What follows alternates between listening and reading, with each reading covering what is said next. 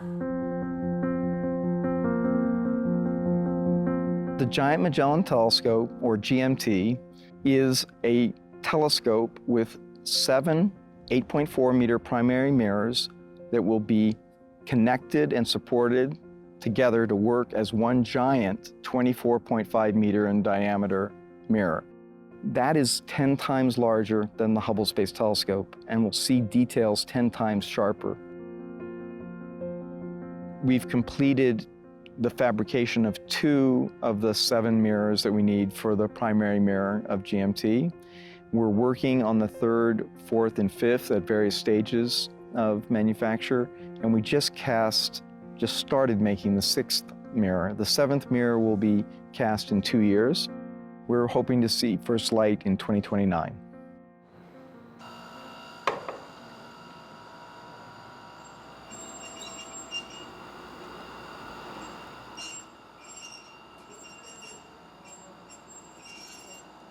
Well, the Richard F. Caris Mirror Lab is unique in several ways. Most obvious is that we do make the biggest mirrors in the world.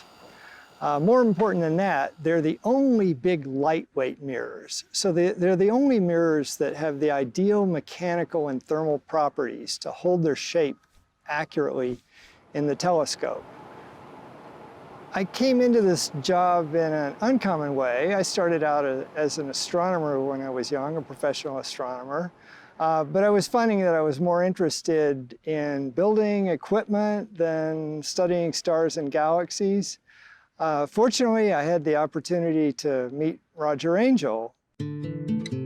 Roger, working mostly with John Hill, developed the methods of melting the glass to form this lightweight structure. So they started working on this around 1980.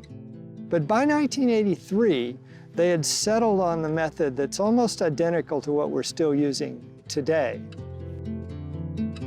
So I got my PhD here at the University of Arizona, and I arrived in the fall of 1984, shortly after Roger and John had started developing the techniques that would lead to the spin cast mirrors. I still remember going and roasting marshmallows off of one of those early furnaces.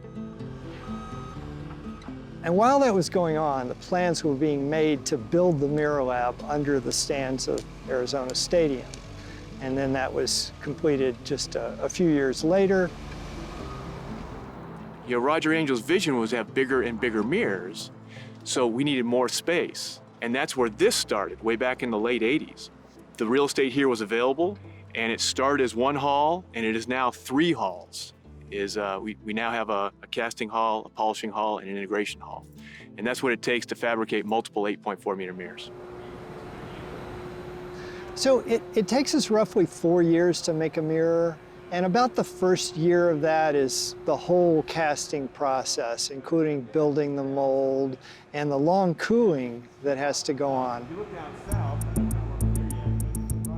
We actually do spend 4 months building this mold that is filled with 1,700 hexagonal boxes. When the glass melts and flows around those boxes, that'll form the cavities in the honeycomb. The glass is piled on top of it. We receive it in chunks. We buy it from the Japanese company Ohara, and they have a process that is perfect for our needs. They melt the glass in 1-ton clay pots and then break it carefully into chunks.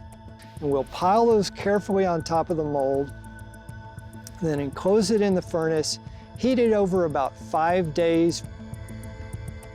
And at that point, the glass, it doesn't get very runny. It has a consistency like molasses. The atoms will finally get locked in place at about 500 degrees C.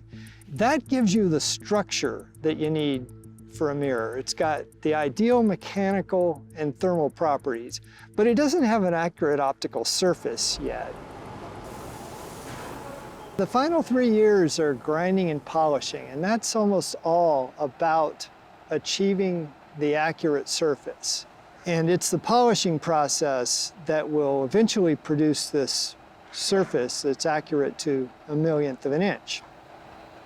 As we're analyzing these structural processes, we always have to be very aware of the stresses that are put into the glass. There's always a concern about stress because glass is a fragile material. We all know that. There's a reason why everyone at the Mirror Lab is fairly conservative in how you handle the mirrors and how you get the final figure that you want. The current manager of operations, Steward Observatory, has done a particularly impressive job over the last year during the pandemic. The first challenge was just getting back into the lab. So we sent everybody home back in mid-March, and then we had to come up with a plan to describe how is it we could perform operations in a safe manner. Now, fortunately, these halls are very large, so it's fairly easy to keep people separated. So we only brought in those people that had to work. Most of our scientists and engineers, they operate from home, and that still occurs to this day. Keep the personnel density down, and we keep people safe. Now, the Mirror Lab is, at its heart, the people, the talented women and men that use their science, their engineering, and their artistry to make truly remarkable and unique optics for telescopes. The real motivation for everything we're doing, and I feel this, is to enable the amazing science, the stunning discoveries that are someday going to be made. I mean, it's happened every time there's a big increase in the size of a telescope. One of these days, these mirrors are going to be in the world's largest telescope, and they're going to be discovering things that could not be seen with any previous telescope. Roger and John started 40 years ago. It's going to take us another 10 years to finish it. And the young women and men that will actually use it to look for life on planets around other stars are probably in their 20s right now. So it really is our equivalent of modern cathedral building. We're all looking to the future and dreaming about what subsequent generations are going to learn with our effort.